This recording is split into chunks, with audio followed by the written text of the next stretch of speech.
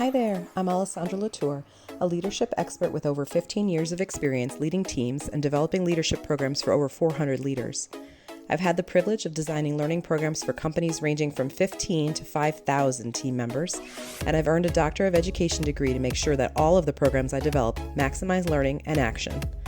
Through the Latour Leadership Academy, I empower emerging and existing leaders to embrace their authentic leadership style, create team synergy, and foster a positive work culture through curated and personalized learning experiences. In this podcast, we'll talk about how leadership can be found in everyday activities and provide practical tips for those who are new to managing or leading a new team. If you're a leader or hoping to be one, by title or not, I'd love to connect, get to know you better, and find out how I can help. You can grab a free resource on my website, latourleadershipacademy.com, and sign up for my weekly email newsletter where we talk about leadership skills, network, and share action-based ways to enhance team collaboration and positive productivity. Today's podcast is going to focus on actionable steps for prioritization and planning. Let's get started.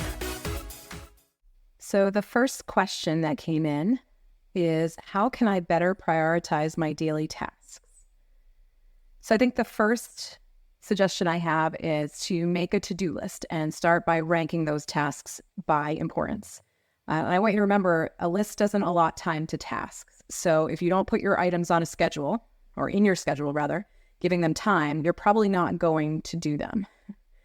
And I want you to start with the most critical tasks first. So we recommend here at the Latour Leadership Academy, the Eisenhower Matrix, and you can find out more about it in our course, Leadership by the Minute, Strategic Time Management for Leaders.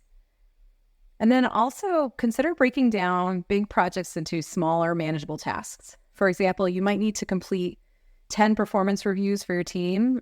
Start with the first step of writing down your review of their performance, then send the team their self-evaluation form with a deadline, and then schedule a meeting with each one, and so on. So you break it down into smaller, manageable tasks. All right, the next question that came in was, how do I stay focused on long-term goals with so many daily demands? I think this is something that all of us suffer from, right? We're constantly bombarded by demands from family, friends, work, and we have to figure out how we're going to manage all those.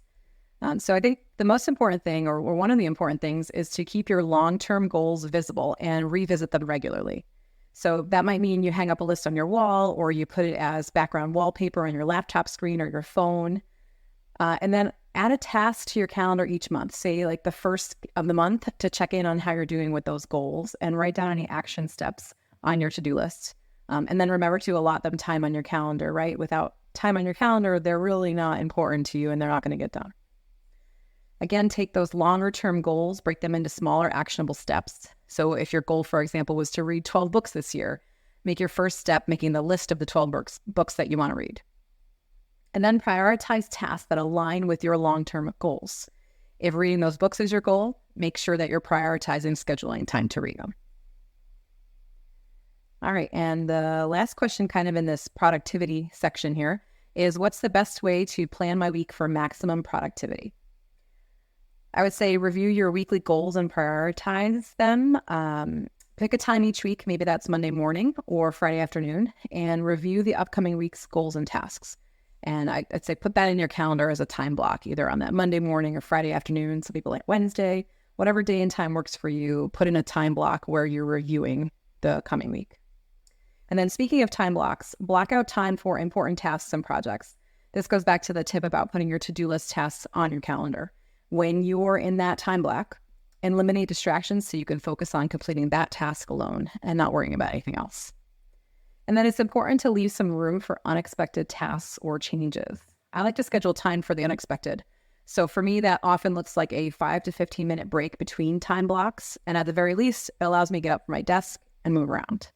So I hope that helps. Thanks for joining me for this mini-sode. If we're not already connected on LinkedIn, you can find me there, sharing practical tips and insights on all things leadership. And don't forget to grab the free resource on my website, latourleadershipacademy.com, and get more great tips directly in your inbox. Have a great rest of your day and see you back here soon.